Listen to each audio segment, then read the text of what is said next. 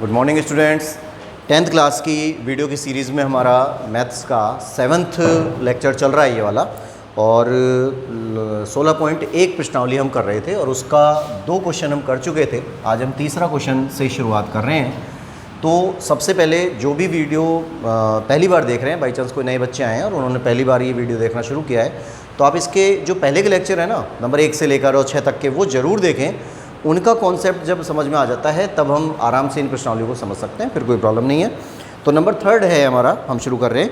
Question आप अपनी books में पढ़ें और लिखा हुआ है बुक के अंदर कि एक संदूक की माप 50 सेंटीमीटर है, फिर गुणा 36 सेंटीमीटर है, गुणा 25 सेंटीमीटर है। 50 है, फिर 36 है, फिर 25 है, इस तरह से लिखा हुआ है। ये माप का मतलब क्या हुआ? संदूक है और 3 नाप अलग अलग आ रही हैं। तो पिछले वीडियो में मैंने आपको बता दिया था कि अगर 3 नाप अलग अलग आती हैं तो निश्चित तौर पे वो घनाभ ही होगा, और घनाभ की 3 नाप हैं, ये लंबाई है, ये चौड़ाई है और ये वाली ऊंचाई है। ठीक है। फिर बोला गया कि संदूक का कवर बनाने के लिए हमें कितने कपड़े की आवश्यकता होती है। तो थोड़ा ध्यान दीजिए कि जब हम संदूक को लेते हैं तो संदूक की जो आकृति है वो घनाभाकार होती है, घनाभ के आकार का होता है। अब उसका कवर बनाना है। कवर बनाना है तो संदूक के ऊपर के पृष्ठ को, इस वाले सामने के पृष्ठ को और इधर वाले पृष्ठ को। पिछले वीडियो में मैंने आपको बताया था कि घनाभ की आकृति जब आप देखते हैं तो आपको केवल 3 पृष्ठ दिखाई पड़ती हैं और 3 पृष्ठ छुप जाती हैं। तो 3 हमें दिख रही हैं, 3 इनके ठीक पीछे हैं। तो हमें इस पृष्ठ का, इस पृष्ठ का, इस पृष्ठ का कवर बनाना है। कवर बनाने का मतलब वो पूरे को ढकेगा। जब पूरे को ढकेगा तो भाई चारों तरफ से ही तो ढकेगा, कवर संदूक के अंदर थोड़ी जा रहा है। ठीक है। तो चारों तरफ से ढक रहा है, इसका मतलब संपूर्ण पृष्ठीय क्षेत्रफल निकालना है। तो इस कॉन्सेप्ट पर हम अपना ये काम कर रहे हैं। तो यहाँ लिख देते हैं कि हमें दिया गया है कि संदूक की लंबाई बराबर 50 सेंटीमीटर, चौड़ाई बराबर 36 सेंटीमीटर और ऊंचाई है 25 सेंटीमीटर। ठीक है। लंबाई, चौड़ाई और ऊंचाई हो गई। अब इसका संपूर्ण पृष्ठीय क्षेत्रफल चाहिए। तो संदूक का संपूर्ण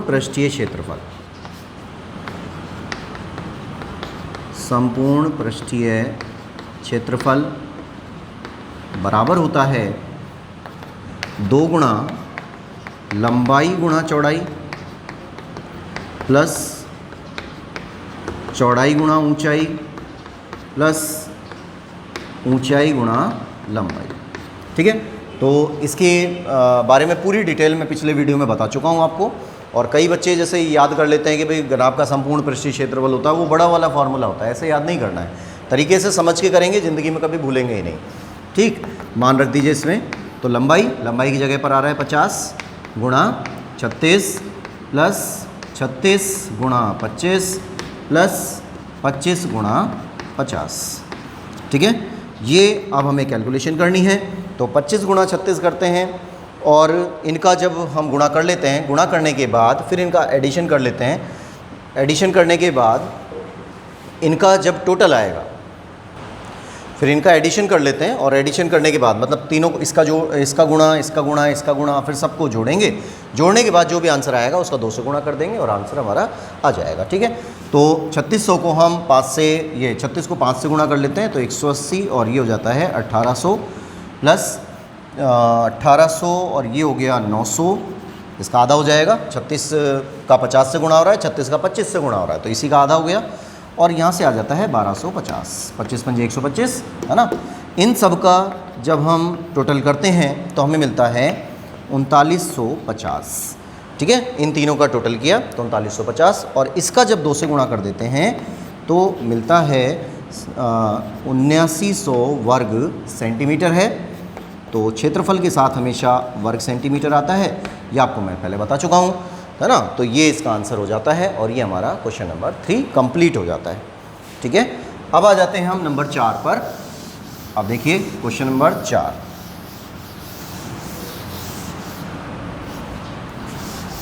एकदम सिंपल क्वेश्चन है नंबर 4 भी, कि एक घन का प्रत्येक पृष्ठ, एक घन है, घन इस टाइप का बनेगा।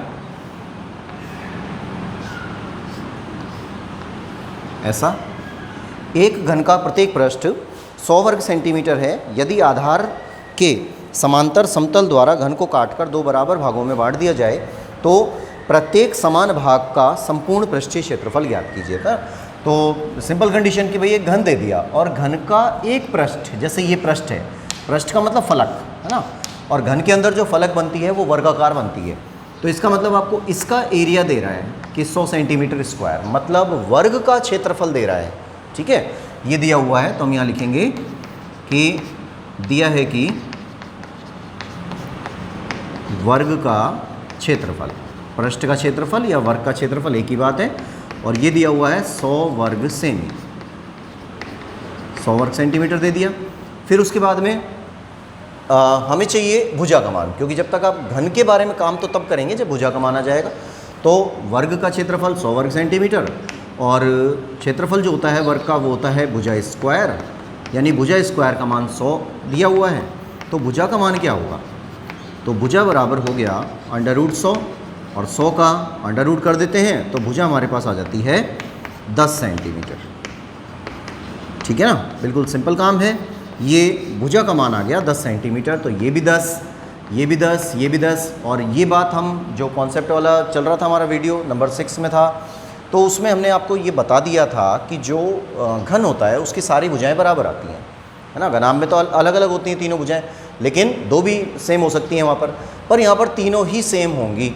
तो एक भुजा हमने निकाल ली, ये तीनों की तीनों सेम हो गई। अब क्वेश्चन क्या बोल रहा है ये समझिए कि भाई एक घन है, जैसे ये घन बना दिया हमने, और इसकी एक भुजा 10 सेंटीमीटर है, ये वाली, ये 10 है, ये भी 10 है और ये भी 10 है, सारी 10 होंगी ऐसे ही। फिर बोलता है इसको आधार के समांतर काट देना है। आधार के समांतर, आधार ये वाला रहा है, आधार के समांतर इसको काट दिया तो ये भी कट गया, इस तरह से कट जाएगा। कटने के बाद ये अलग हो गया। तो देखिए आप इसको जब हम काट देते हैं तो हमें इस तरह की एक आकृति मिलती है, मतलब ऐसी, यूं। इसको काट दिया है ना, काटने के बाद ये वाला जो हिस्सा है इसको हटा दिया। ऊपर थोड़ा सा चित्र पे ध्यान रखना कि ये वाला चित्र हमने आधार के माध्यम से काटा, काटने के बाद ये ऊपर का हिस्सा हटा दिया। जब ऊपर का हिस्सा आप इसमें से हटा देंगे तो जो चित्र बचेगा, ये जो नीचे वाला चित्र बचेगा वो ऐसा होगा, आधा हो गया ना। अब भुजाओं पर क्या क्या फ़र्क पड़ा, देखिए ये 10 है तो ये भी 10 ही रहेगा, इसके ऊपर कोई फ़र्क नहीं पड़ा। ये चौड़ाई 10 है, ये भी 10 ही रहेगी, इसके ऊपर भी कोई फ़र्क नहीं पड़ा। पर यहाँ कोई फ़र्क पड़ा क्या, है ना। टोटल जो ऊंचाई आ रही थी वो 10 आ रही थी, 10 था, लेकिन जैसे ही आपने उसको आधा काटा क्या मिल गया, 5। तो यहाँ पर आ गया 5। अब बताइए क्या ये घन रह गया क्या, अब तो ये घन नहीं है ना, अब ये घनाभ बन गया, क्योंकि 2 भुजाएं तो सेम हो गई पर एक भुजा अलग हो गई। ठीक है, अब ये घनाभ बन चुका है। और क्वेश्चन ये बोलता है कि 2 बराबर भागों में बांट दिया जाए तो प्रत्येक समान भाग का संपूर्ण पृष्ठीय क्षेत्रफल निकालिए। मतलब इस हिस्से का, ये जो आकृति आपके पास आई है, इस आकृति का संपूर्ण पृष्ठीय क्षेत्रफल हमें चाहिए। तो हम यहाँ लिख देते हैं कि आधार के समांतर काटने पर, आधार के समांतर काटने पर प्राप्त घनाभ का, घनाभ की लंबाई, घनाभ की लंबाई कितनी हुई, 10 सेंटीमीटर। चौड़ाई कितनी हुई, 10 सेंटीमीटर, है ना। और ऊंचाई कितनी हुई, वो भी 10 सेंटीमीटर।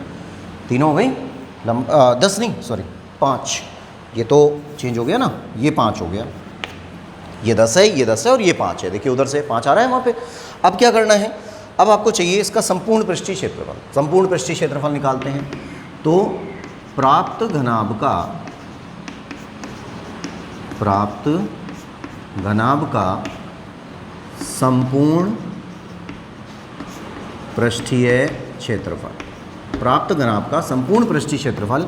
अब यहाँ पर घनाभ का संपूर्ण पृष्ठीय क्षेत्रफल का फॉर्मूला लगाना है। तो 2 इंटू लंबाई गुणा चौड़ाई प्लस चौड़ाई गुणा ऊंचाई प्लस ऊंचाई गुणा लंबाई। ठीक है, रखी वैल्यू इसमें।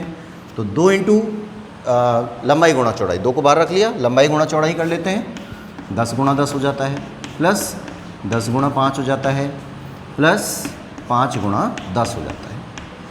ठीक है, 2, अब 10 को 10 से गुणा कर दिया 100 आ गया, 10 को 5 से गुणा कर दिया 50 है, फिर 5 को 10 से गुणा कर दिया ये भी 50 है, 50 50 और 100 टोटल कितने हो गए 200, और 200 को 2 से गुणा कर दिया तो टोटल आ जाता है 400 वर्ग सेंटीमीटर। यानी जो 2 पार्ट बने हैं, एक घन है, घन को आपने 2 हिस्सों में बांट दिया, एक हिस्सा ऊपर गया एक हिस्सा नीचे गया, तो जो एक हिस्सा बना है ना उसका क्षेत्रफल 400 वर्ग सेंटीमीटर है। ठीक है, और 400 वर्ग सेंटीमीटर जब नीचे वाले का होगा तो ऊपर वाले का भी इतना ही होगा। तो समान पृष्ठ बनेंगे, हमेशा समान पृष्ठीय क्षेत्रफल बनेगा। तो ये आंसर आपका कंप्लीट है, इसे नोट करिए। फिर नेक्स्ट करते हैं नंबर 5 देखिए, बगैर ढक्कन का एक बक्सा। बक्सा है मतलब वो घनाभ की आकृति है, तो ये कोई ज़्यादा खास सवाल नहीं है क्योंकि ये आप 9th क्लास में भी कर चुके हैं, इस तरह के क्वेश्चन आए हुए हैं। ये बना दिया, एक बक्सा बन गया। फिर बोला गया कि बगैर ढक्कन का है, बगैर ढक्कन मतलब इसमें ढक्कन नहीं है ऊपर की तरफ ना, और 3 सेंटीमीटर मोटी लकड़ी का बना हुआ है। तो 3 सेंटीमीटर मोटी लकड़ी इस तरह से बनाई जाएगी। ये जो गैप बना रहा हूँ मैं यहाँ पर, ये इस प्रकार से, और इसी तरह से अंदर की तरफ भी रहेगा। तो इसकी बाहरी लंबाई 146 सेंटीमीटर है, बाहरी लंबाई यहाँ से यहाँ तक 146 सेंटीमीटर, और चौड़ाई है ये वाली, चौड़ाई दे रखी है 116 सेंटीमीटर, 116 सेंटीमीटर, और ऊंचाई दे रखी है 83 सेंटीमीटर, है ना। ये 3 नाप हमारे पास हैं। और फिर बोला गया कि इसके अंदर की ओर पेंट कराने का खर्चा ज्ञात कीजिए, और पेंट की दर 2 रुपये प्रति 1000 वर्ग सेंटीमीटर है ना। तो इसको हम देखते हैं पहले कि भाई अंदर की तरफ पेंट करना है। जब अंदर की तरफ आप पेंट करेंगे तो ये जो लकड़ी की मोटाई है इसके कारण अंदर की जो भुजाएं हैं वो कम हो जाएंगी। जैसे ये 146 है टोटल लंबाई, बाहर की लंबाई है 146 है, और अंदर जब आप जाएंगे तो 3 सेंटीमीटर तो यहाँ से छूटेगा और 3 सेंटीमीटर यहाँ से छूटेगा। तो ये जो अंदर की लंबाई बन रही है वो ये वाली बन रही है, ये वाली। ठीक है, 146 है, 3 इधर से कम हो गया, 3 इधर से कम हो गया, मतलब टोटल 6 कम हो गया। 6 कम होते ही यहाँ पर आ गया 140 सेंटीमीटर अंदर की लंबाई, है ना। 116 है, यहाँ से भी 3 कम हुआ, यहाँ से भी 3 कम हुआ, तो जो अंदर की नाप आती है हमारे पास 6 कम हो जाएगी और वो हो जाती है 110।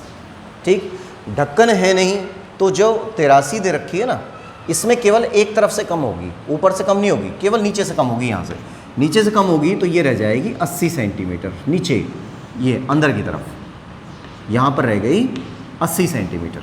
ठीक है, ये 3 नाप हैं, इनका प्रयोग हमको करना है। और अब आपको 9th क्लास में भी ये बताया गया होगा और खूब याद भी होगा आपको कि भाई इसको करने के कई तरीके हैं। क्या तरीके हैं कि या तो हम घनाभ का संपूर्ण पृष्ठीय क्षेत्रफल निकालें, ठीक है, संपूर्ण पृष्ठीय क्षेत्रफल निकाल लेंगे तो यहाँ पे 5 पृष्ठ हैं। जैसे ये मान लीजिए कमरा है, कोई कमरे पे आपको पेंट करना है, तो कमरे को अगर पेंट करना है तो हम चारों दीवारों का पेंट करते हैं और एक छत का पेंट करते हैं, फर्श पे थोड़ी होता है ना। तो वही सेम सिस्टम यहाँ पर भी आ रहा है कि आपको जो इसमें पेंट करना है ना वो 5 पृष्ठों पे करना है। एक तो चारों तरफ का हिस्सा, चारों तरफ की दीवारें, और एक पैंदा उस पर पेंट करना है। तो हम पहले चारों तरफ की दीवारों का क्षेत्रफल निकालेंगे, फिर पैंदे का क्षेत्रफल निकालेंगे, दोनों को जोड़ देंगे, वही आंसर होगा और वही इसका बगैर ढक्कन का संपूर्ण पृष्ठीय क्षेत्रफल होगा।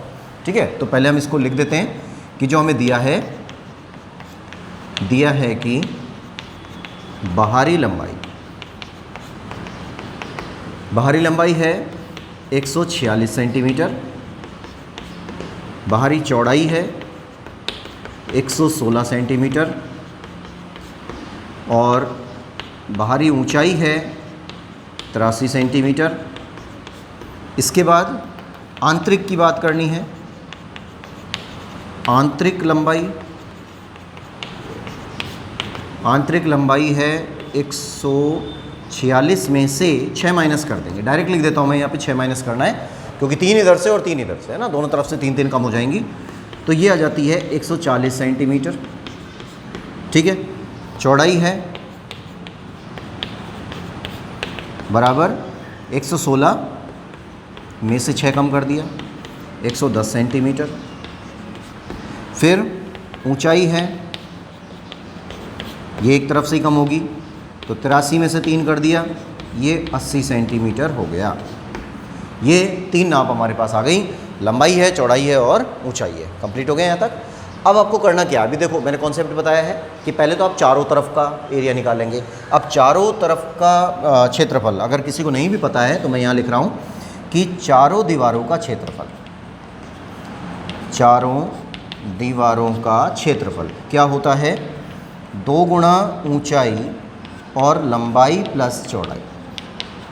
ठीक है, ये होता है। वैसे आप कर चुके हैं इसको कि 2 गुणा ऊंचाई और लंबाई प्लस चौड़ाई, गुणा में चल रहा है ये। तो ये कॉन्सेप्ट हमको यूज़ करना है चारों दीवारों के लिए, तो हम ये वाले फार्मूला लगा देंगे। और उसके बाद पेंदे का क्षेत्रफल, तो जो घनाभ है उसका पेंदा कैसा होता है, आयताकार होता है। आयताकार पेंदे का यानी आयत का क्षेत्रफल क्या होता है, लंबाई गुणा चौड़ाई होता है। तो ये जो फार्मूला है, इसी फार्मूले के अंदर हम लंबाई गुणा चौड़ाई को जोड़ देंगे, है ना। तो ये 5 पृष्ठों का क्षेत्रफल आ जाएगा। और हम यहाँ लिखते हैं कि बगैर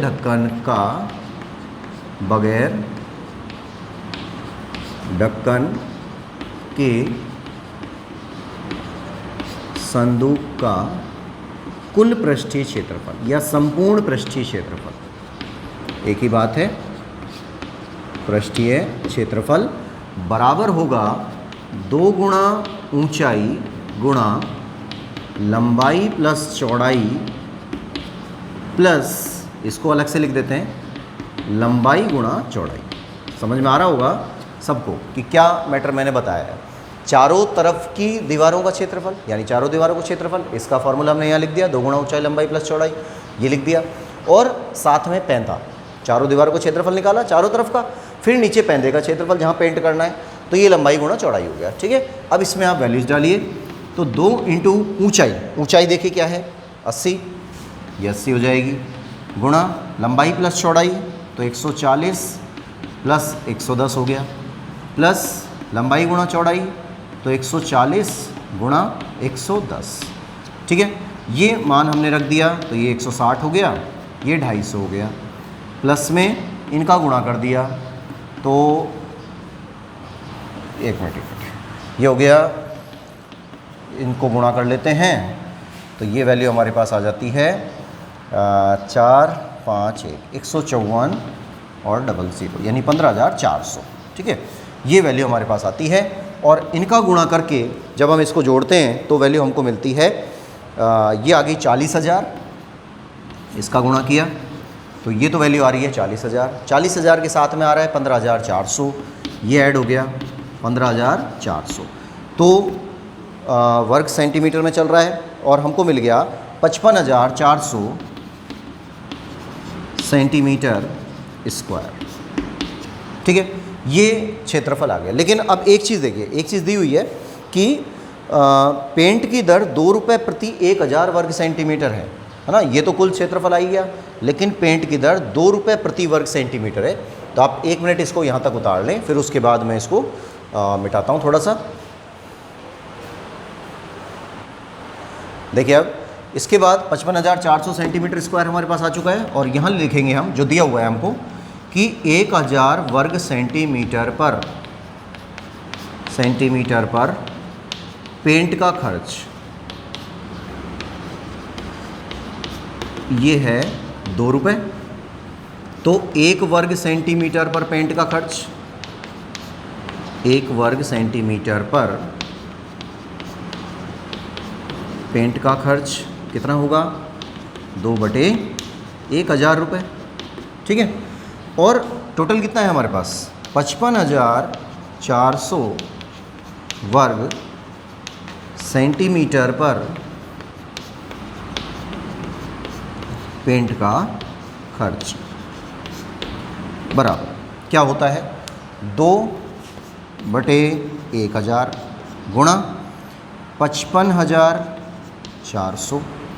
सही है, 2/1,000 तो ये वाला हो गया है ना, इसका 55,400 से गुणा करेंगे तो 3 जीरो, ये 2 जीरो से तो 2 जीरो कट गई, इनका आपने इससे गुणा कर दिया तो इसका गुणा आ जाता है इस प्रकार से, और 1,000 ये है ना, 1108 हो गया इसका गुणा। 554 को 2 से गुणा कर दिया तो 1108 और बटे में चल रहा है 10।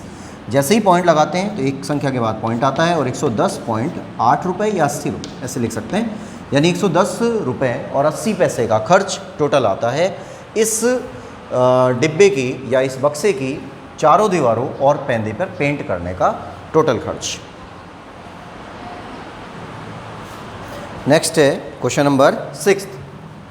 और देखिए क्वेश्चन नंबर जो 6 है बहुत इंपॉर्टेंट क्वेश्चन है, कई बार पेपर में पूछा है और केवल बोर्ड के एग्ज़ाम में नहीं, जैसे अपने ये पटवारी वगैरह के एग्ज़ाम होते हैं, ग्राम सेवक के पेपर होते हैं, उनमें भी ये क्वेश्चन एज इट इज़ आया हुआ है। संख्या कई बार बदल देते हैं और कई बार तो ऐसा भी हुआ है कि संख्या भी नहीं बदली है, एज इट इज़ यही क्वेश्चन दे दिया है कि एक घनाभ की लंबाई है और एक घनाभ है, उसकी लंबाई चौड़ाई और ऊंचाइयों का योग दिया हुआ है। थोड़ा ध्यान से देखना आपकी बार, इसमें लंबाई चौड़ाई ऊंचाई नहीं दी है ना, एक घनाभ दे दिया और घनाभ की लंबाई चौड़ाई ऊंचाई का योग दे दिया। तो पहले हम ये मान लेते हैं कि माना घनाभ की लंबाई बराबर L ले लेते हैं, लेंथ बोलते हैं उसको, चौड़ाई को ब्रेथ बोलते हैं तो B ले लेते हैं और ऊंचाई को हाइट बोलते हैं तो इसमें स्मॉल h ले लेते हैं। ठीक है, तो घनाभ की लंबाई को L मान लिया, चौड़ाई को B मान लिया और ऊंचाई को h मान लिया। अब क्वेश्चन ये है कि एक घनाभ की लंबाई चौड़ाई और ऊंचाई का योग 19 सेंटीमीटर है, मतलब यहाँ लिखेंगे प्रश्नानुसार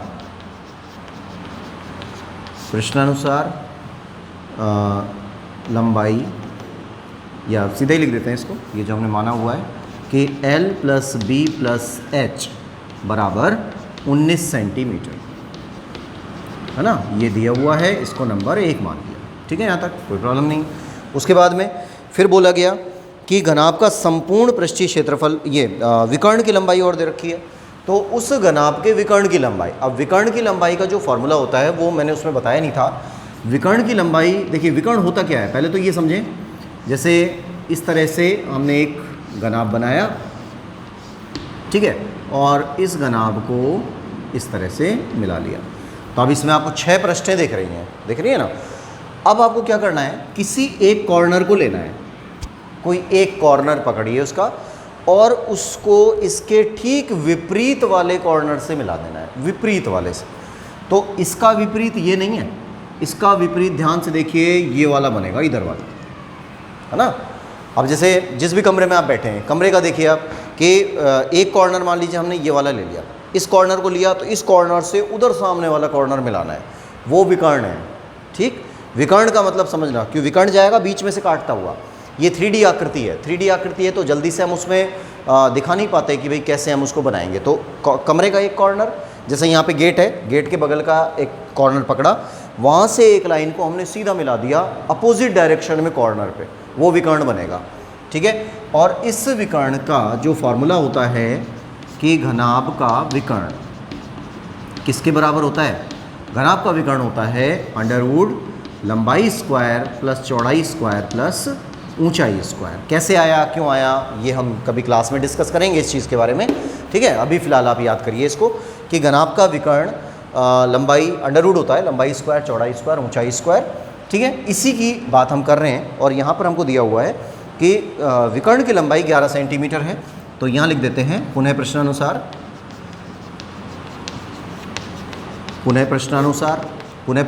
देखिए विकर्ण की लंबाई दी हुई है 11 सेंटीमीटर, ये 11 सेंटीमीटर हो गया। ठीक है, अब विकर्ण की लंबाई, विकर्ण का फॉर्मूला वो है, इसमें आपने मान रख दिया L² B² H² का मान 11 सेंटीमीटर दिया हुआ है। ठीक है, ये बन गया समीकरण नंबर 2। नॉर्मल क्वेश्चन से थोड़ा सा हट के चल रहा है, कंपटीशन लेवल का क्वेश्चन है, विशेष ध्यान रखिएगा, इंपॉर्टेंट क्वेश्चन है और ये आपको आना ही चाहिए। एक एक लाइन को मैं बहुत धीरे धीरे बता रहा हूँ, इन सब चीज़ों को ध्यान से समझते हुए चलिए कि क्वेश्चन में लंबाई चौड़ाई ऊंचाई का मान नहीं दिया है, वैल्यू नहीं दी है उसकी, तो हमने इसको मान लिया L B और H मान लिया। लंबाई चौड़ाई ऊंचाई का योग दे रखा है 19 सेंटीमीटर, विकर्ण की लंबाई दे रखी है 11 सेंटीमीटर। ठीक है, विकर्ण की लंबाई का जो फार्मूला है वो ये होता है √ L² B² प्लस H², ये हो गया बराबर 11 सेंटीमीटर दिया हुआ है, इसको हमने समीकरण नंबर 2 मान लिया। ठीक है, अब समीकरण 1 का एक काम और करिए आप, समीकरण 2 इसको मानने की बजाय पहले हम इसका वर्ग कर लेते हैं। और फिर इसको मान लेते हैं, इसका वर्ग कर दिया ताकि ये अंडर रूट हट जाए इसका, तो वर्ग करने पर ये वैल्यूज आ जाती है L square B square H square बराबर 121। देखिए इसका वर्ग करेंगे तो अंडर रूट हट जाएगा, है ना, और इसका वर्ग करेंगे तो 121 आएगा। 11 का वर्ग 121 होता है। ये नंबर 2 गया, इसको नंबर 2 मान के छोड़ दीजिए यहाँ पर, इसकी ज़रूरत हमें आगे पड़ेगी। और समीकरण 1 पे आ जाएं दोबारा से। समीकरण 1 का वर्ग करना है, समीकरण 1 का वर्ग करना है पूरे का। तो अब ये आपने नोट कर लिया होगा, नहीं किया है तो उसको नोट कर लीजिए, मैं इसको मिटा रहा हूँ ना, कि घनाभ का विकर्ण under root L square B square plus L square plus B square plus H square होता है। उसके बाद आ जाइए समीकरण 1 का हम वर्ग कर रहे हैं, तो समीकरण 1 का वर्ग करने पर स्क्वायर करना है दोनों ओर, तो इसका हमने वर्ग किया L plus B plus H का स्क्वायर बराबर 19 का स्क्वायर। ठीक है, हो गया।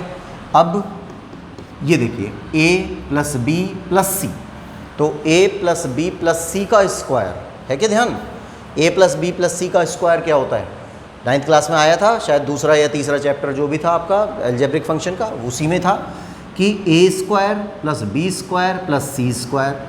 सबसे पहले तो ये था, तो ए बी सी की जगह पे एल बी एच चल रहा है, तो ए स्क्वायर बी स्क्वायर और सी स्क्वायर, है ना, ए बी सी की जगह पे ये चल रहा है। फिर 2ab, तो 2ab मतलब इन दोनों का गुणा करके 2 से गुणा, तो एल बी हो जाएगा। 2bc तो ये आ जाएगा, प्लस 2ca तो h के साथ l आ जाएगा, और बराबर अब 19 का वर्ग करना है। 19 का वर्ग कितना होता है, 361 होता है। ठीक है, 19 का वर्ग करेंगे ना, 19 का स्क्वायर करेंगे तो 361 आएगा। अब देखिए इनको हमने लिया, अब समीकरण 1 पे आ जाइए एक बार, वो 2 पे, समीकरण 2 पे आइए। L square B square H square का मान कितना दे रखा है, 121, और यहाँ पर भी L square plus B square plus H square आ रहा है, तो टोटल क्या हुआ, मतलब इसकी जो वैल्यू है वो कितनी आ रही है, 121 आ रही है। तो समीकरण 2 से हम इसमें मान रख देते हैं। समीकरण 2 से मान रखने पर, समीकरण 2 से मान रख दिया तो वैल्यू क्या मिलती है, 121 प्लस, अब देखिए 2 इसमें कॉमन आ रहा है, इसमें भी 2 है, इसमें भी 2 है, इसमें भी 2 है, तीनों में से 2 को कॉमन निकाल लेते हैं। यहाँ बच गया L B B H H L और बराबर 361। सही है, इस 121 को उधर पक्षांतरण कर दिया, तो 2 L B B H H L, ये तो ऐसे ही चल रहा है, 361 माइनस 121 हो गया।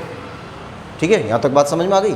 अब इसको तो हम लिख रहे हैं, 2 तो है ही, है ना, इनके मान वापस रख दीजिए, एल की जगह पे लंबाई, बी की जगह पे चौड़ाई और ये ऊंचाई, तो ये बन जाता है लंबाई गुणा चौड़ाई प्लस चौड़ाई गुणा ऊंचाई प्लस इसको ऊंचाई गुणा लंबाई, और बराबर क्या हुआ, जब इनको घटाएंगे तो क्या मिल रहा है हमको, 240। अब आ रहा है समझ में कुछ, किस चीज़ का फॉर्मूला है ये, 2 गुणा लंबाई गुणा चौड़ाई प्लस चौड़ाई गुणा ऊंचाई प्लस ऊंचाई गुणा लंबाई, किसका फॉर्मूला है, घनाभ का संपूर्ण पृष्ठीय क्षेत्रफल, किसके बराबर हुआ, 240 वर्ग सेमी। ठीक है, और ये हमारा आंसर हो गया। अब एक चीज़ गौर करिए, ये पेपर में जो क्वेश्चन आता है ये इंपॉर्टेंट इसीलिए होता है, इसीलिए कंपटीशन में आता है कि जब उसने पूछा, क्वेश्चन वाला पूछ रहा है कि भाई संपूर्ण पृष्ठीय क्षेत्रफल निकालिए घनाभ का, तो दिमाग में ये बात रहती है कि घनाभ का संपूर्ण क्षेत्रीय, ये संपूर्ण पृष्ठीय क्षेत्रफल तब निकलेगा जब लंबाई चौड़ाई ऊंचाई के मान होंगे। ठीक है ना, अब हमारे पास कोई मान नहीं था, उसके बाद भी हमने डायरेक्ट घनाभ का संपूर्ण पृष्ठीय क्षेत्रफल निकाल दिया। ठीक है, नोट करिए इसको, ये कंप्लीट है। नेक्स्ट क्वेश्चन है हमारा क्वेश्चन नंबर 7। अब इसमें देखिए, 6 मीटर भुजा के वर्गाकार फर्श के कमरे में, 6 मीटर भुजा का वर्गाकार कमरा है, फर्श है मतलब वर्गाकार, लेकिन हम उसको ये नहीं कहेंगे कि वो घन है, पहली तो स्थिति यही है, वर्गाकार है फर्श, 6 6 6 और 6, मतलब लंबाई और चौड़ाई का जो मान आ रहा है वो 6 सेंटीमीटर है, 6 मीटर है, और कमरे में 180 घन मीटर हवा है ना। हवा मतलब हवा तो भरी हुई होती है ना, अंदर की तरफ भरी हुई होती है पूरे में, इसका मतलब आयतन है। तो हम यहाँ लेते हैं कि कमरे की लंबाई बराबर 6 मीटर और चौड़ाई बराबर 6 मीटर, वो भी 6 मीटर होगी क्योंकि फर्श कैसा है, वर्गाकार फर्श है, तो लंबाई और चौड़ाई जो होती है ना वो 6 रहेंगी। ऊंचाई नहीं है, इसको हमने x मीटर मान लिया, ठीक है। अब जो घनाभ की आकृति बनेगी, क्योंकि ये ज़रूरी नहीं है कि यहाँ पर तीनों लंबाई समान आ जाए, तो हम ये मान लेते हैं कि कमरे का आयतन ये भी दिया हुआ है, कमरे का आयतन दिया हुआ है 180 घन मीटर, ये दिया हुआ है। ये इसकी इकाई होती है ना, घन का मतलब ये नहीं कि घन आ गया वहाँ पे, घन का मतलब इकाई चल रही है। और कमरे का आयतन यानी कि घनाभ का आयतन अगर हम निकालते हैं तो वो होता है लंबाई गुणा चौड़ाई गुणा ऊंचाई बराबर कितना, 180 घन मीटर, ठीक है। अब इनकी वैल्यू डालिए, तो लंबाई की जगह पर 6, चौड़ाई की जगह पर 6, ऊंचाई की जगह पर हमने x मान लिया, बराबर 180 हो गया। पक्षांतरण करिए क्योंकि हमें x का मान चाहिए, तो ये आ जाएगा 180 बटे में 6 गुणा 6, 6 से इसको काट दिया 6 × 18, 6 से इसको काट दिया 5, यानी x का मान आ गया 5 मीटर। तो जो कमरे की ऊंचाई है वो कितनी होगी, 5 मीटर। तो यहाँ लिख देंगे अतः कमरे की ऊंचाई बराबर 5 मीटर, ठीक है।